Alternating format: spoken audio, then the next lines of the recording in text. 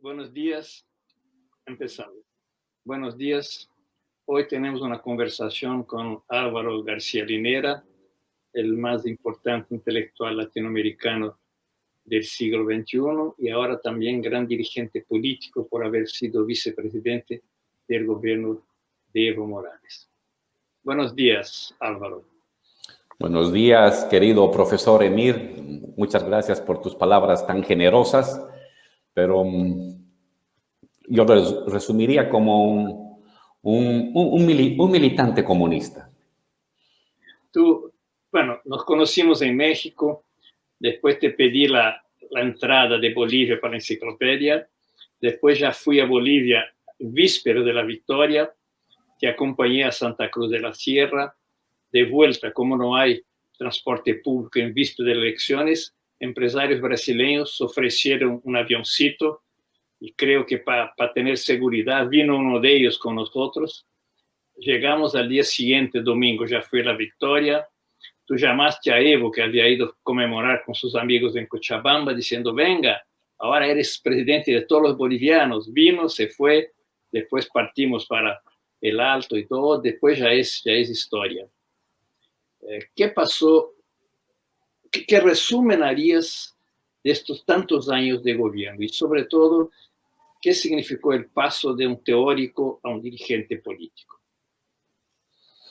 En lo que respecta a la sociedad,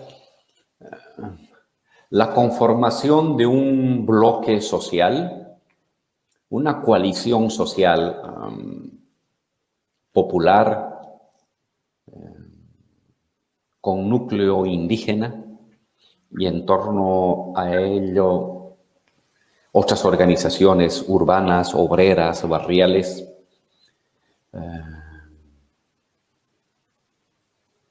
con voluntad de poder, profesor, con voluntad de poder. Es decir, no solamente como clase subalterna que demanda, que resiste, sino como clases sociales que luchan y se sienten competentes para dirigir el país, para organizar la vida en común del resto de los ciudadanos del país. Eso es lo que ha sucedido a lo largo del año 2005 hasta el 2019. Evidentemente surgió inicialmente desde la sociedad, como movilizaciones, como resistencia, como bloqueos, pero también como discurso, como propuesta de discurso para el país. Y como proyecto electoral, coalición de sindicatos, coalición de comunidades para convertir su fuerza asociativa en fuerza electoral. Pero era toda una apuesta histórica a hacer poder. Y eso significa reconocimiento, que los excluidos sean reconocidos, que los excluidos sean tomados en cuenta, que los excluidos formen parte de las decisiones de un país en el que por décadas y por siglos las decisiones siempre habían estado concentradas en pequeñas minorías aristocráticas, hacendales, empresariales.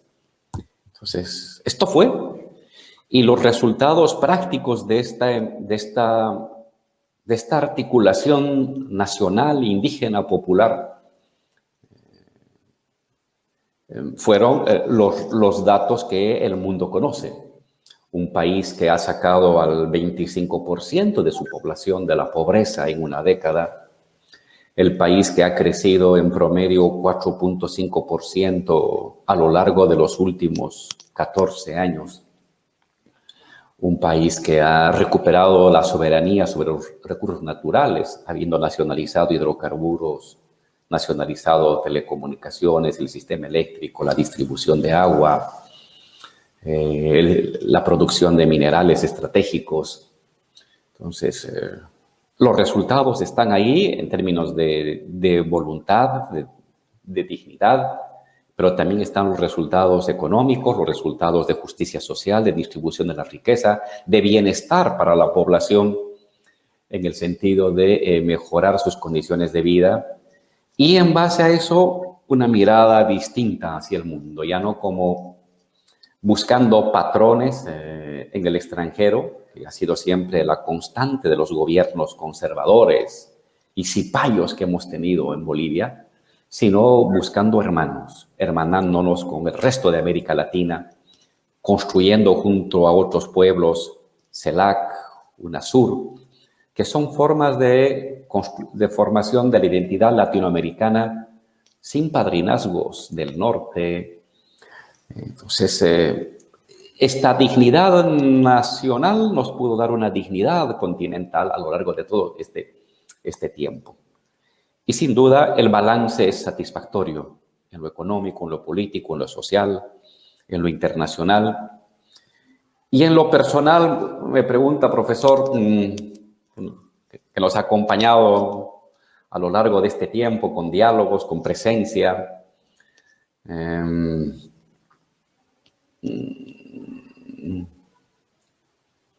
es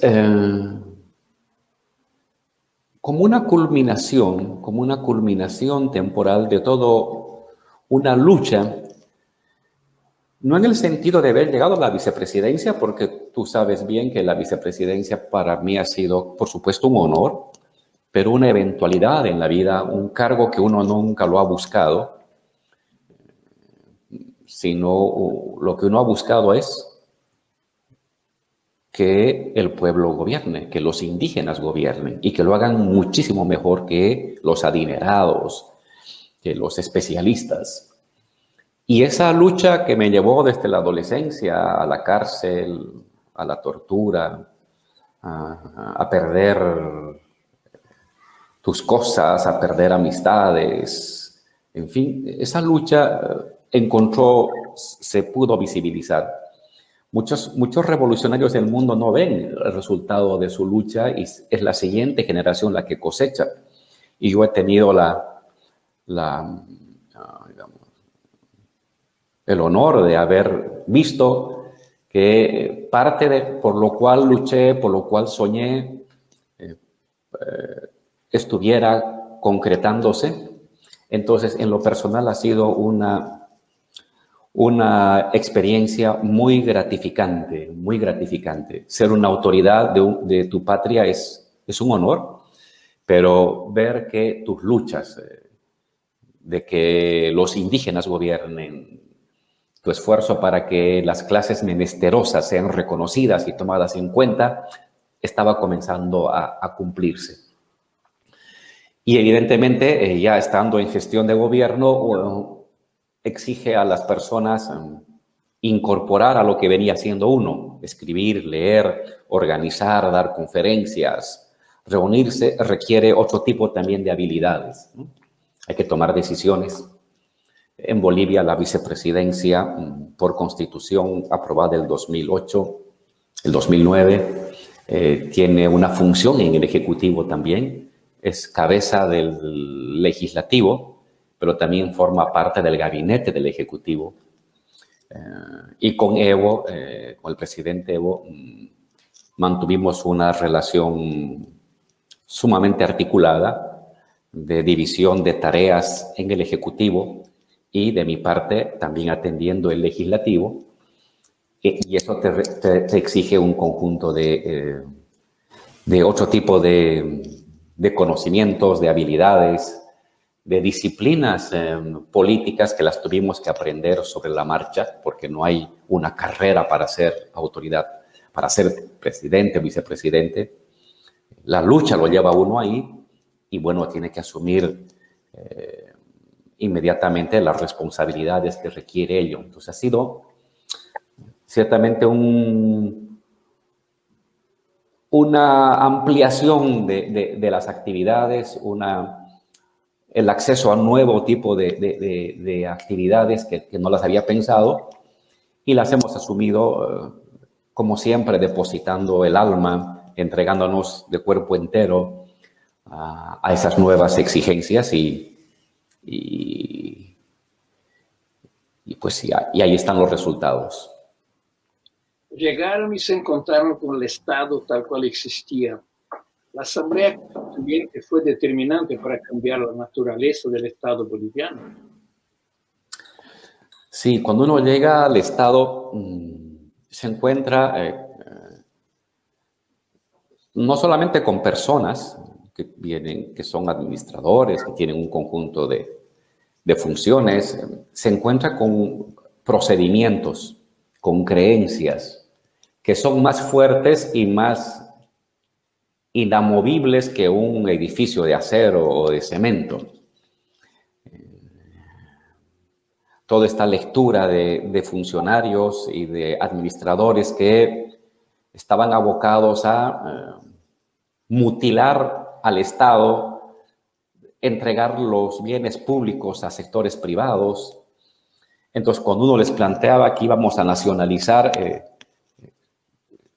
sencillamente creían que estábamos locos, porque a lo largo de los últimos 25 años se habían dedicado de entregar tierras públicas a sectores privados, recursos minerales públicos a sectores privados, recursos hidrocarburíferos a sectores privados. Todo era usar lo público para entregar a pequeños grupos privados. Y cuando se les plantea que iba a ser al revés, que lo público iba a ser para lo público y que íbamos a recuperar lo que esos pequeños grupos privados le habían quitado a lo público, y que lo público iba a ampliarse, y que lo público iba a agrandarse, y que lo público tendría que ser más eficiente y tenía que tomar en cuenta, en primer lugar, a la gente más humilde, a los pobres, a la gente sencilla. Les pareció una locura, ¿no? Les pareció una locura. El que entre gente con pollera, que es la vestimenta de los pueblos, de los sectores populares indígenas, o entre el poncho a Palacio de Gobierno, les parecía una extravagancia. Pues desde ese entonces, ese iba a ser la realidad. El olor a tierra, el olor a esfuerzo iba a estar en Palacio de Gobierno, en las instituciones, en los ministerios, en el Parlamento, y los funcionarios tenían que acostumbrarse a eso. Pero también ahí fuimos un poco cautelosos los primeros 6 meses, profesor, porque si bien llegando al gobierno cambiamos ministerios, viceministerios la primera semana, con el presidente Evo tomamos la decisión de no cambiar los niveles de dirección intermedia para abajo, a pesar de esas trabas que iban a presentar y que presentaban, porque había que conocer un conjunto de microrrelatos, de microsaberes respecto a los procedimientos, que luego íbamos a cambiarlos por procedimientos más expeditos, pero había que conocer, porque mi experiencia es que un cambio de ministerio paraliza el ministerio. No sé, digamos, le digo Ministerio de Obras Públicas. Si usted cambia al ministro, al viceministro y a 4 o 5 funcionarios, con seguridad ese ministerio va a tardar de 3 a 6 meses en funcionar. Mientras tanto, no va a haber salarios para las obras, no va a haber pagos a las empresas que están construyendo carreteras o edificios o escuelas. Siempre sucede eso. Entonces, para que no nos suceda eso y no se paralice la gestión de gobierno, a pesar de sus limitaciones, había que conocer. Nos dimos un tiempo para conocer y después simplificar y adecuar la nueva estructura a la intencionalidad social del nuevo gobierno. Y evidentemente la Asamblea Constituyente fue el momento más fuerte que permitió rediseñar el Estado. El Estado, en el fondo, profesor, es una condensación, es una especie de pantalla donde ha quedado inscrita la estructura de poder de una sociedad. Los sectores que mandan, los sectores que no mandan, los que tienen más influencia y o no. Esa es la estructura de un Estado, aún en sus procedimientos más administrativos y burocráticos. No hay Estado en el cielo independiente de la estructura social, no. Condensa la estructura social. Entonces había una nueva estructura social con la emergencia de las clases populares, de las clases indígenas. Entonces había que construir un Estado al calor de esta nueva correlación de fuerzas. Y eso es lo que nos permitió la Asamblea Constituyente, precisamente, que diseñó la arquitectura, la textura, la estética, la narrativa del nuevo Estado boliviano. Tú sales de ese primer periodo de experiencias, ¿con qué nuevos temas de reflexión teórica que ayudaría a comprender lo que pasó y ayudarían a pensar el futuro en Bolivia, antes de todo, pero también en América Latina? ¿Cómo sería necesario renovar tu agenda de reflexión y nuestra agenda de reflexión para poder apoyar esos procesos en este momento y en el futuro? Varios temas, profesor Emir. El primero es lo que ahorita comentábamos, la relación estatal. Creo que gran parte de la teoría que manejamos en nuestras universidades sobre el Estado provienen de no solamente de autores europeos o norteamericanos, sino de autores que han trabajado y han vivido un momento de estabilización, de estabilidad en la relación de dominación. No son autores, o muy pocos, que han abordado los momentos convulsos de reconfiguración de las relaciones estatales. Y creo que América Latina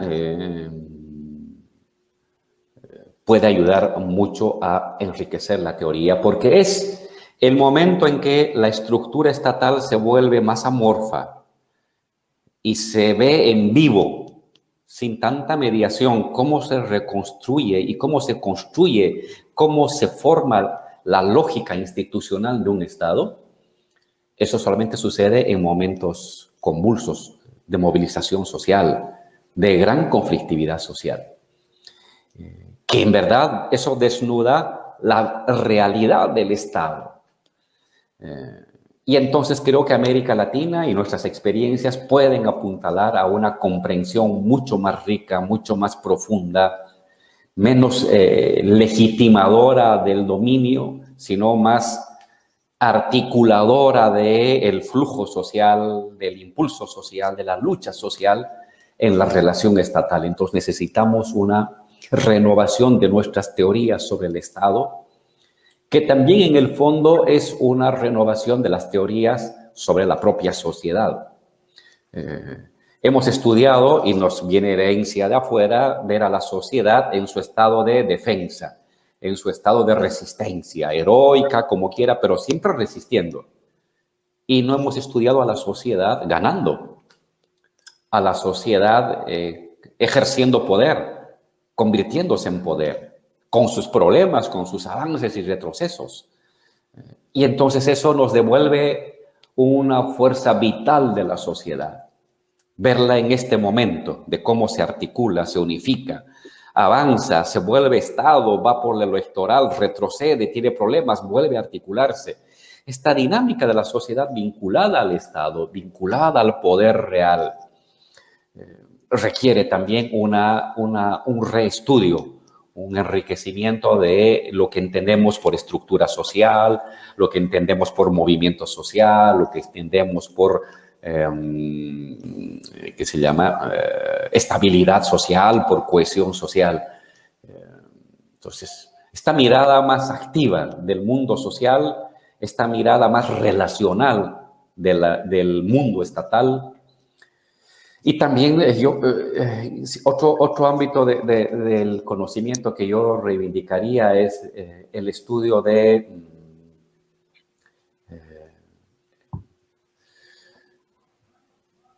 los saberes, entre comillas, evidentes, el sentido común de la sociedad. Porque en cierta manera el sentido común es el interfaz entre Estado y sociedad. Y este sentido común que en momentos se quiebra, se transforma para dar lugar a flujos de lucha, de emancipación, y a la vez son lugares donde las viejas experiencias y los viejos saberes han quedado sedimentados y en su momento pueden ser un obstáculo, incluso una convocatoria para el regreso de fuerzas conservadoras. Entonces, el estudio del sentido común, el estudio de los esquemas morales, lógicos, procedimentales con las que las gentes cotidianamente organizan la vida, me parece un elemento decisivo para comprender el mundo de la política, el mundo de los flujos sociales y la construcción de los estados. Yo uso una cita tuya en mi último libro que es fundamental. Toda victoria política es precedida por una victoria en el campo de las ideas. ¿Qué victoria, qué desmonte de los consensos previos ustedes hicieron antes para propiciar esa posibilidad de victoria y de nuevos consensos? ¿Qué ideas previas eran determinantes? ¿Cuáles hubo que desarticular? Tú lo hiciste en el artículo famoso sobre indigenismo y clasismo, ¿no? Y qué nuevos consensos se han establecido para poder tener un gobierno más largo, más estable de la historia boliviana.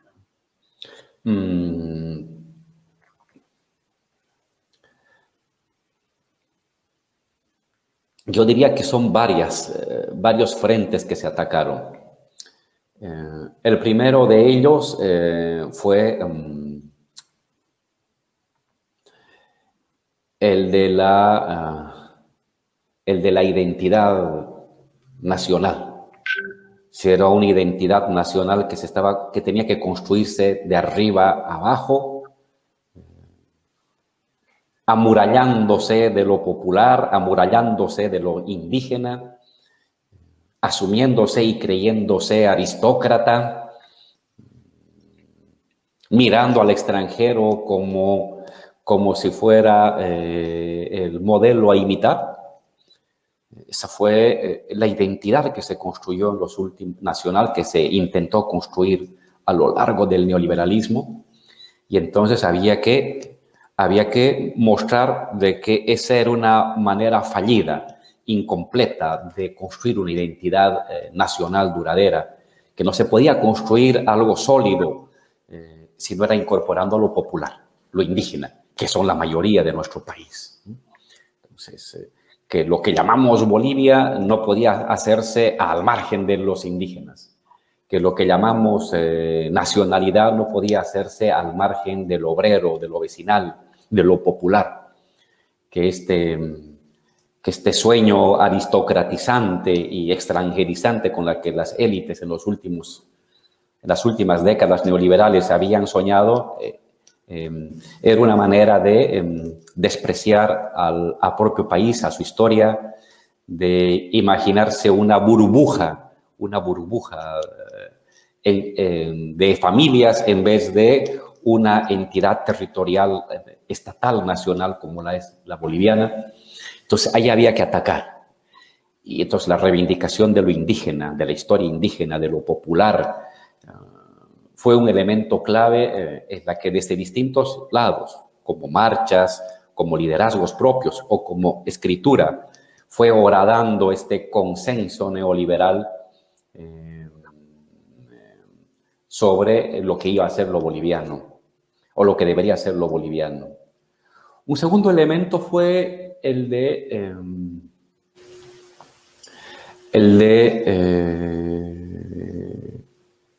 de lo público y lo privado. A lo largo del tiempo neoliberal,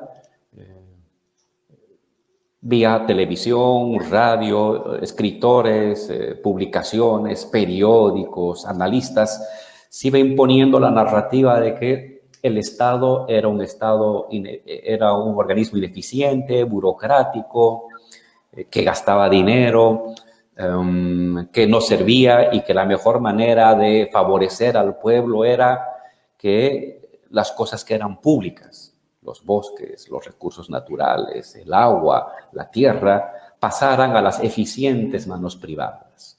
Que esa iba a ser la mejor modalidad de darle uso a algo que es de todos.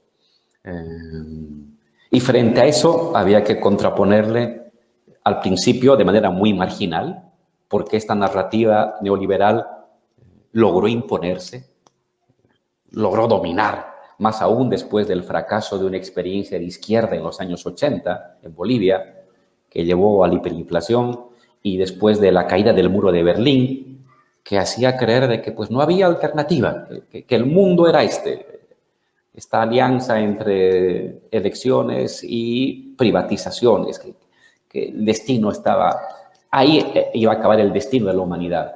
Entonces había que desmontar esa narrativa y había que reivindicar lo público como una forma de lo común, lo público como una forma de tomar en cuenta a todos y no solamente a unas familias o a unos extranjeros. Y claro, a medida de que el neoliberalismo iba mostrando sus limitaciones económicas, sus fallas, sus abusos, la pobreza que estaba engendrando en la población, estas contranarrativas sobre el Estado comenzaron a encontrar recepción, comenzaron a encontrar gente que decía, oye, ¿y por qué no oímos estas otras ideas? Y claro, en momentos de convulsión social, donde la historia se comprime, la historia de décadas se comprime en semanas o en meses, evidentemente esta otra narrativa de lo popular, de lo indígena, de lo nacional indígena, de lo público, estatal, de la necesidad de justicia y no simplemente igualdad formal, comenzó a encontrar recepción, porque de eso se trata, profesor. Puede haber ideas muy fuertes, muy importantes, pero si no hay receptividad de las personas, de la sociedad, de la calle, a esas ideas, no sirven para nada. Entonces, cuando se articula emisión discursiva, crítica, con predisposición social a modificar las creencias, o al menos a abrir un pedazo de tu mente a oír algo nuevo, cuando eso se articula, se genera un punto de ebullición a partir del cual es posible cambiar el sentido común, es posible convertir la disposición social en proyecto electoral, en proyecto político, en voluntad de poder. Entonces, eso fue lo que se logró combinar, pero evidentemente, antes de la victoria electoral, ya habíamos ganado en las ideas. Ya habíamos logrado a través de escritos de muchas personas, a través de la televisión, de la radio, en pequeños lugares que uno tenía que abrirse a codazos, fisuras para que su voz tenga eficacia en asambleas, en reuniones. Había que mostrar que la privatización era la destrucción del país, que esta república de oligarcas era una forma de negar la identidad boliviana, y eso logró triunfar. Y se los veía a los otros en repliegue, dudando, fragmentados en sus respuestas.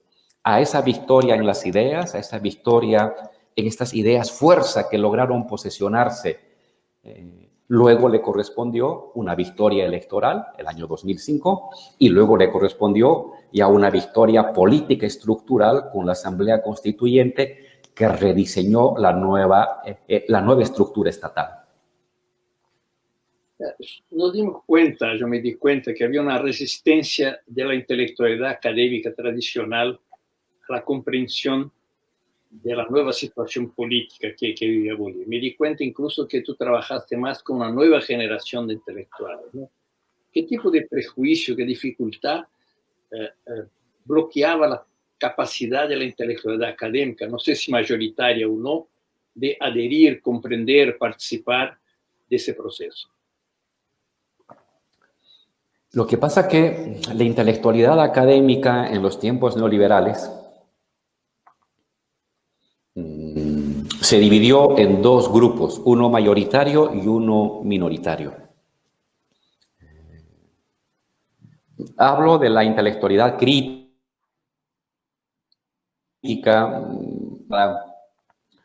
más vinculada a los debates de transformación social. Una parte de ella, cuando vio de que un proyecto de izquierda había fracasado en los años 80, iba a ser muy difícil recuperarse moralmente de esa derrota. Y cuando vio que se caía el muro de Berlín y su expectativa de una otra sociedad distinta a la capitalista, para ellos les parecía ya imposible, muchos de esta intelectualidad crítica, un poco más culta, prefirió entregar sus conocimientos y sus habilidades discursivas a la gobernabilidad neoliberal.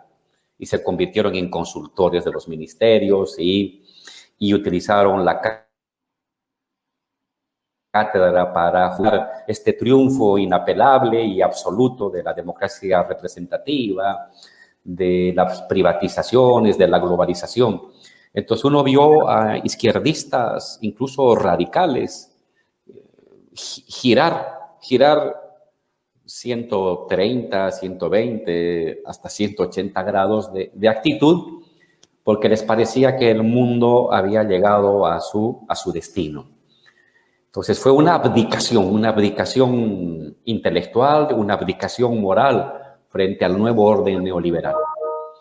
Y quedó en los márgenes pequeños nichos, pequeños núcleos de una intelectualidad crítica marginal, inicialmente marginal, estoy hablando de los años 90, que se refugió en el mundo sindical, pequeñísimo, se refugió en el mundo académico, igualmente pequeñísimo, a elaborar.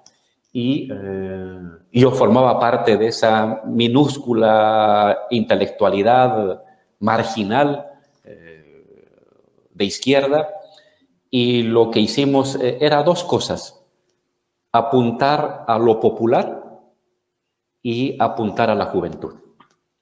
Es decir, que desde entonces, y tú alguna vez lo conversamos, profesor, contigo, había que dedicarse a... No te daban espacio en la televisión, no tenías espacio en la radio, no podías escribir un artículo para el periódico más influyente, ni modo.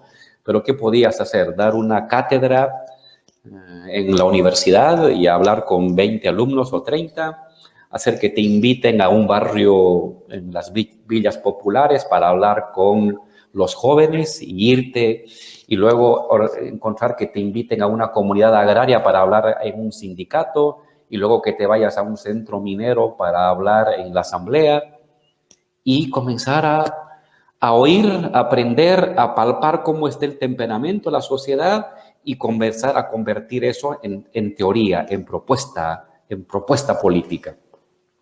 Y durante todo ese tiempo es lo que hicimos. Y no solamente mi persona, muchas otras personas, inicialmente en el ámbito marginal, fueron hacia lo popular, regresaron hacia lo popular. Un poco como se trabajaba en los años 60 y 70, regresaron a los barrios, regresaron a las comunidades, a hablar con las nuevas generaciones, a mostrar, a comparar lo que estaba haciendo el país con lo que podríamos hacer a partir de nuestra historia, de nuestra realidad. Y eso fue calando gradualmente. De tal manera que cuando el consenso neoliberal comenzó a entrar en fisuras, a presentar contradicciones, y uno encontraba una pequeña fisura, un pequeño espacio en la televisión o en la radio, lo agarrábamos y lo utilizábamos y ampliábamos más la irradiación de las ideas. Entonces, desde abajo hubo una especie de, usando un concepto gramsciano, de una irradiación molecular. Inicialmente pequeña, débil, pero cada vez más irradiante, que permitió en los momentos ya más tensos de la confrontación social que lo que emergía desde la sociedad pudiera cohesionarse de mejor manera y parte de las ideas que habíamos trabajado con ellas pudiera convertirse en una especie de guía de la acción, de un norte movilizador, como por ejemplo gobierno indígena, o nacionalizar los hidrocarburos, o asamblea constituyente, que son ideas fuerza que se trabajaron anteriormente desde la marginalidad, pero que poco a poco fueron penetrando la muralla del consenso neoliberal y al final derrotaron esa y derrumbaron esa muralla neoliberal.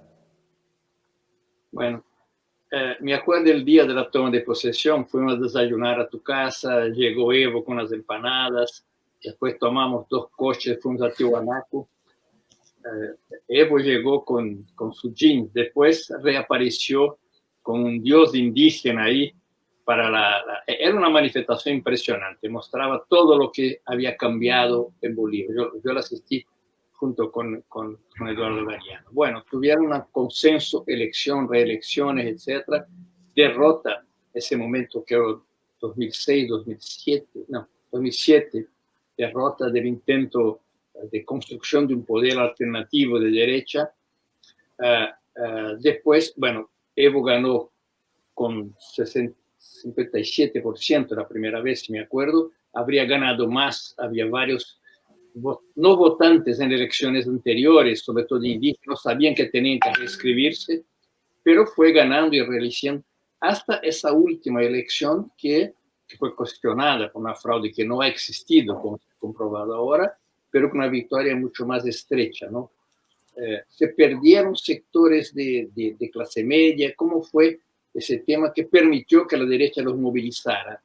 ¿Cómo se dio esa coyuntura que generó el golpe en términos sociales?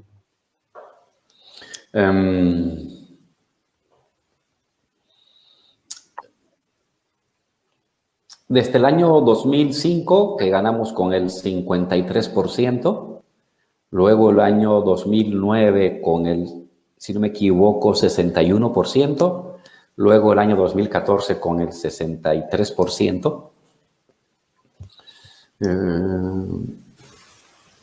Lo nacional popular, indígena, campesino, barrial, logró articular otros sectores. Y en particular logró jalar a sectores de las clases medias bolivianas muy decepcionadas a lo que habían apostado anteriormente, que era el neoliberalismo. Pero en verdad el neoliberalismo los había empobrecido. De clases medias corrían el riesgo de convertirse en clases bajas. Porque el excedente boliviano, la riqueza boliviana se iba afuera. Para el año 2005, el 40% del Producto Interno Bruto boliviano pertenecía a 3, 4 empresas extranjeras. Y eso significaba que el excedente, la riqueza, se iba afuera y para adentro quedaba muy poco.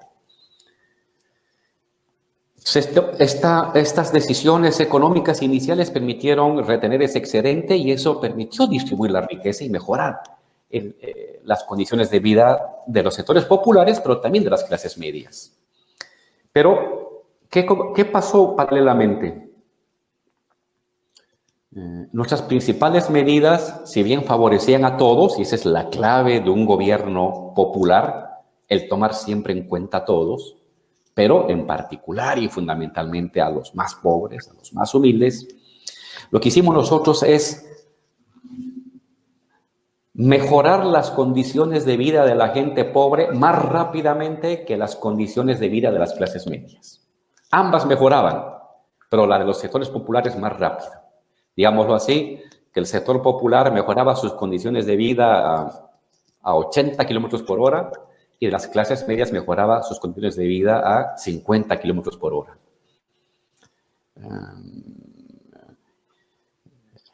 El salario mínimo de Bolivia pasó de $50 a $306 en una década. Es una cosa impresionante. El 25% de la población dejó la extrema pobreza para pasar a sectores de ingresos medios. La gente comenzó a ahorrar, el pequeño trabajador a mandar a la hija a la universidad, a tener su pequeño negocio. El ahorro en Bolivia de los bancos privados pasó de $2.700 millones, perdón, $3.500 millones. Subió en una década a $27.000 millones. el ahorro interno de las pequeñas cuentas y medianas cuentas. Entonces, se estaba dando un momento de gran movilidad social ascendente. Era un hecho de justicia, es decir, apostamos a la igualdad hacia arriba y no la igualdad hacia abajo. Pero eso, este hecho de igualdad social, que todo gobierno progresista tiene como objetivo, generó un efecto en los sectores de clase media tradicional, que significó que las clases medias se ampliaron. Y entonces no solamente había la clase media tradicional formada en los últimos 50 años, después de la Revolución del 52, sino que emergía una nueva clase media y de consumo medio popular, indígena, que podía mandar a sus hijos a la universidad, que podía comprarse un pequeño departamento en un lugar donde antes solamente era exclusivo para sectores medios tradicionales. Podían ir al supermercado o al cine o también sentarse con su traje indígena en un restaurante de clase media. Es decir, hubo una movilidad de sectores populares por justicia social y eso provocó una devaluación de la condición de la clase media tradicional. No es que sus condiciones de vida vayan para abajo, de hecho, mejoró también su salario, pero digamos, la exclusividad o el conjunto de elementos de preferencia para ese sector de clase media tradicional ahora tenía que compartirlo con otra clase media popular, indígena, emergente, que encima tenía mejores resortes con el Estado que la antigua clase media tradicional. No sé, para ser contratado para construir una escuela en un municipio, con seguridad que iba a ser contratado a la pequeña empresa formada por el comerciante exitoso con su hijo ingeniero, en vez de contratar a la empresa del señor Marinkovic, que había sido empresario durante 30 años. Seguramente por los vínculos sindicales, estas pequeñas empresas, estas consultorías, estas contrataciones con el Estado iban a lograrse por esta influencia sindical, campesina, indígena, y no tanto por el apellido, por el color de piel, como lo era antes. Eso significó... Se consagra la frase aristocrática de que los aeropuertos se han vuelto rodoviarias. Pues sí, y de eso se trataba. Esa es la igualdad. De eso se trata, la igualdad. Pero esa igualdad positiva que no afectaba las condiciones de vida de las clases medias tradicionales, solamente que se ampliaba el espacio de clase media en Bolivia, generó una reacción social que ya comenzó a manifestarse desde el 2016. Una reacción de este sector de clase media tradicional hacia la igualdad. Y comenzó a aferrarse o a trincherarse en un discurso racista. Llamaba a los indígenas indios igualados. ¿Cómo iban a atreverse a andar por sus barrios? ¿Cómo iban a atreverse a mandar a las universidades a sus hijos o a sus hijas? ¿Cómo iban a atreverse a comer en los mismos restaurantes? Comenzó a racializarse este discurso antiigualitario de este sector medio que había votado por el MAS. Una parte había votado por nosotros el 2014. Pero luego, poco a poco, comenzó a distanciarse. Y más aún ante el riesgo de que este proceso de igualdad social continuara más allá del 2019 hasta el 2025. Y eso les pareció ya un exceso intolerable para los hijos de estas clases medias que tienen el apellido notable, han estudiado en el extranjero, viven en barrios residenciales y dicen, bueno, ya nos toca a nosotros hacernos cargo también del poder. Y cuando veían que los indígenas y los obreros seguían teniendo mayores oportunidades, se endurecieron. Entonces, este es el núcleo social de un actor que hay que tomarlo así, un actor social conservador, racializado, con un discurso racista, en algunos casos casi fascista, que mostró malestar y se distanció del MAS, comenzó a distanciarse del MAS. Entonces, una parte del sector que dejó votar por el MAS es este sector. Y otra parte que dejó votar por el MAS, profesor, hay que ser bien precisos, tiene que ver, yo diría, un sector popular ascendente, de clase media ascendente, que ya no se sentía reconocido porque había cambiado su condición de vida con el discurso del MAS afincado fundamentalmente más en lo popular, más en los pobres. Entonces, este sector que venía del sector popular o indígena, pero que ya había ascendido socialmente, requería otro tipo de emisión discursiva, otro tipo de propuestas.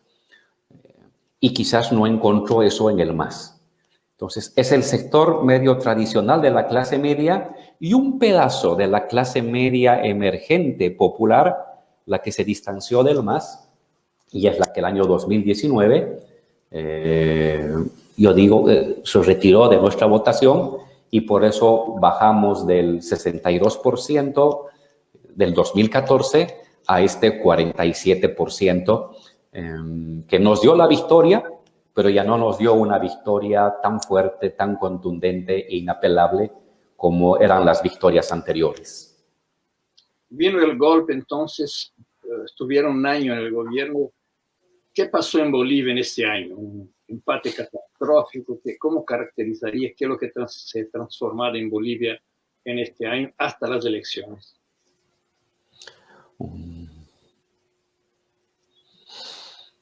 Es un golpe de Estado, un arrebato autoritario de los sectores de derecha que no pueden ganar elecciones, no pueden acceder al poder por la vía democrática. Y entonces lo que hacen es usurpar el poder por la vía violenta.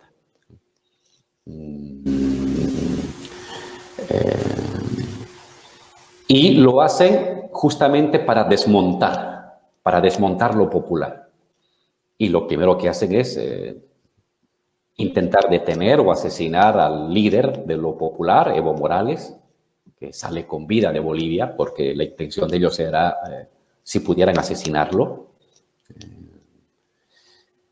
Lo segundo que hacen es escarmentar a lo popular. Las masacres, sacan tanques, sacan aviones de guerra, sacan francotiradores y matan en las masacres de Sencata y en las masacres del Valle, en Sacaba. Van a matar a 33 personas a bala, 200 heridos a bala. Y luego arman estructuras paramilitares para atacar a dirigentes sociales, a líderes sindicales, quemar sus casas, atemorizarlos, hacerlos huir, humillarlos en las calles, y el aparato judicial para detener, perseguir a líderes, abrir juicios por cualquier cosa, para que se trataba de desmontar lo popular. No solamente se trataba que Evo no fuera candidato, sino había que desorganizar lo popular, había que hacerlos arrepentir de haberse unificado como un proyecto social.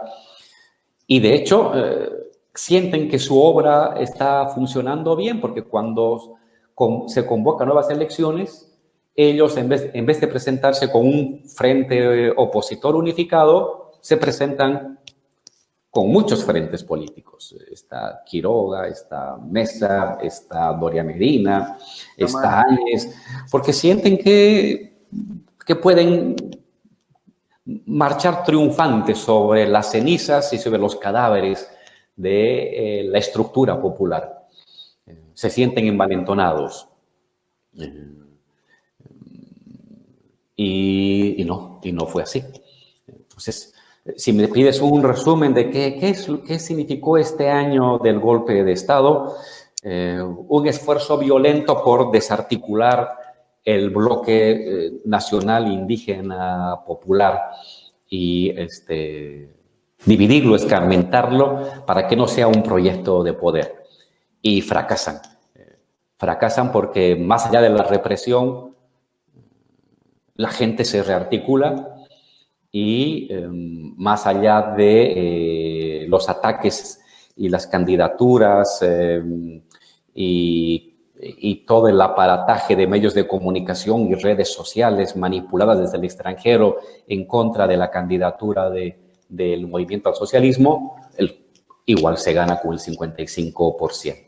Entonces, ha sido un intento violento por desestructurar el proyecto de poder nacional indígena popular y ha sido un intento fallido porque los procesos de unificación, profesor, de lo popular pueden, una vez que se dan, pueden postergarse, pueden intentar ser asfixiados temporalmente, pero en tanto no cumplan, no desarrollen la totalidad de su programa, son irreversibles. Son irreversibles, entonces. Tú me decías, estamos en 37, yo le decía las encuestas, peleando por 2 o 3 puntos más. ¿Cómo viviste eso del 55 como victoria? Muy feliz porque no se esperaba eso. Teníamos ya la información inicial de que habíamos pasado el 10% de distancia frente al segundo. De hecho, los primeros datos a mediodía nos hablaban de un 13%, que un poco se acomodaba a las probabilidades de las encuestas, ¿no?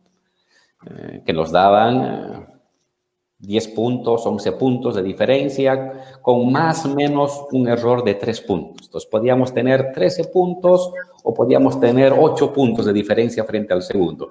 ¿Qué íbamos a ganar? Era seguro. La duda era con cuánto íbamos a ganar.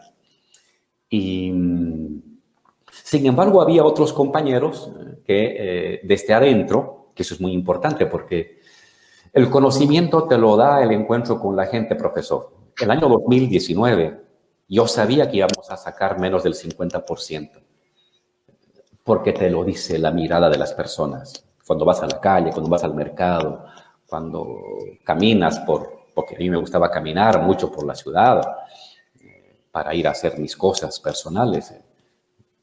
Y te das cuenta del temperamento, lo sientes en la gente. Y para mí era claro que no íbamos a sacar más de 50 el 2019. Entonces, ese conocimiento, que es ya como una especie de sabiduría en el cuerpo, no la tenía porque estoy a mucha distancia de Bolivia, entonces tenía que simplemente ver las encuestas bien hechas. Pero había gente de adentro, gente muy seria que te decía, no, vamos a ganar, nos vamos a acercar al 50%. Me acuerdo incluso mi hermano, Raúl, que hizo un estudio muy minucioso de las tendencias de las encuestas, de todas las encuestas, aún las mal hechas. Hizo una distribución geográfica donde habían sido hechas las encuestas y a partir de eso decía él, vamos a sacar más del 50, él decía hasta un 53, porque estas encuestas te muestran una tendencia a nosotros a subir y no están tomando en cuenta a dos sectores.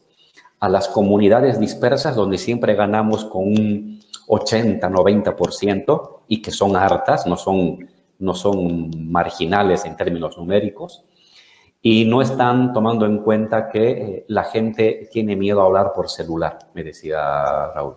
Y cuando te hacen una encuesta por celular, no has de decir la verdad, porque no estás acostumbrado a eso y en segundo lugar porque tienes miedo de que el ministro Murillo aparezca mañana con sus policías encapuchados a agarrarte preso como ha sucedido. Entonces la gente ocultaba su voto y mi hermano me decía, mira, y apostamos, vamos a ganar por encima de 50 y yo me aferraba a este 46, 47 y cuando ya La televisión anunció el 55%. Bueno, ya nos habíamos enterado por los periodistas. A las 9 de la noche, hora boliviana, ya los periodistas habían filtrado y mandaban sus mensajitos diciendo, oye, han ganado por encima del 50%. Pero cuando lo dijeron a las 12 de la noche, fue un momento en lo personal muy emotivo y de mucha admiración por este nuestro pueblo boliviano que tiene esta capacidad de remontar masacres, de remontar penurias, abandonos, maltratos, para reconstruir esta voluntad nacional, indígena, popular, como poder de Estado. Las imágenes de movilizaciones de este año son impresionantes. Justo en tu página, yo lo he reproducido, de Facebook también, los masacres, las movilizaciones. Como si se hubiera pasado de un consenso activo a un consenso pasivo, y ahora se vuelve un consenso activo, con movilizaciones populares muy fuertes, ¿no? El nuevo gobierno tiene que contar con una situación distinta, ¿no? Porque, como hablamos antes, hay sectores militares y policiales en provincia que se han sumado muy activamente. Yo tenía idea de que las Fuerzas Armadas estaban neutralizadas, pero ahora en el golpe no. Va a ser un gobierno probablemente más amplio, el carácter mismo de imagen, mismo de Arce y todas sus declaraciones, pero van a tener que gobernar una situación distinta política, ¿no? ¿Y qué grandes desafíos tiene este nuevo gobierno, en tu opinión? Son varios y bueno, les corresponde a ellos, a Luis, a David, que han sido electos, asumir ellos son los electos, los que han de gobernar. Pero en primer lugar estaría el tema económico, ¿no? Esta gente ha destruido la economía. No es la pandemia la que destruyó la economía, es las decisiones de este gobierno que ha destruido la economía, porque desde el mes de noviembre, primero, no solamente paralizaron el país durante 20 días, sino que una vez que asumieron el gobierno por la ventana, se dedicaron a cerrar proyectos, a no pagar a los contratistas, y comenzó a paralizarse la construcción de carreteras, de colegios, de casas, de infraestructura, que es uno de los motores. En Bolivia el Estado controla el 38% del Producto Interno Bruto y el Estado boliviano invierte 3 veces más que el sector privado. La inversión pública bordea los 7.500 millones de dólares y la inversión privada puede ser a veces entre 2.000 hasta 3.000 millones de dólares.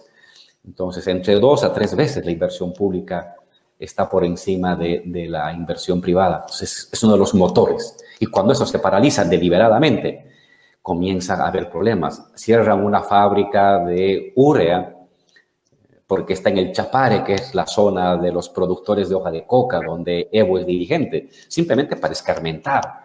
Y comenzamos a importar urea. Nosotros que exportamos urea, comenzamos a importar urea. Comienzan a paralizar la extracción el procesamiento de gas para generar GLP para las personas.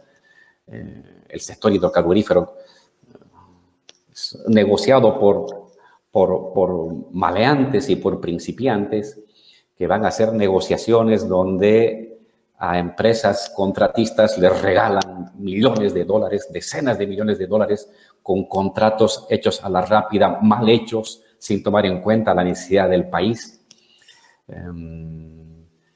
Y estoy hablando sin pandemia. La pandemia recién se va a dar en Bolivia y el encierro se va a dar recién en el mes de marzo. Estoy hablando entre el mes de diciembre y marzo. Comienzan a paralizar la producción de minerales, cancelan los contratos de infraestructura que se estaba haciendo para construir hospitales, para construir sistemas de transporte urbano, y es una locura. Si el Estado comienza a ser paralizado, encima viene la declaratoria de emergencia con el COVID y el encierro, las medidas de encierro, eso va a ser peor. Y entonces tú tienes, Emir, que al primer semestre la economía ha caído menos 11%. Menos 11%.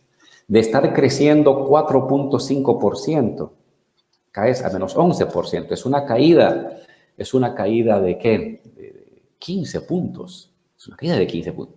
Nos estamos igualando a lo que sucede en Italia. Es terrible. Y el desempleo ha pasado del 4% al 12%. Se calcula que vamos a tener una caída del Producto Interno Bruto, según CEPAL, a fin de año, del menos 9%. No hay registro en la historia boliviana, desde que hay registro estadístico, de una caída tan brutal de la generación de riqueza. Entonces, el primer punto a abordar es esto, porque eso está generando pobreza, malestar. Se calcula, ha calculado CEPAL y también CELAC. CELAC ha hecho un cálculo que podría haber hasta fin de año entre 1 a 2 millones de nuevos pobres extremos en Bolivia. Es decir, entre un 10 a un 15%, a un 17% de nueva extrema pobreza en Bolivia. Es una locura. Lo que se hizo en 10 años de caer la extrema pobreza desde el 38 hasta el 14%. Ahora en un año, por esta malísima gestión, va a llegar o va a acercarse casi hasta un 30% de extrema pobreza. Entonces, esto es sufrimiento.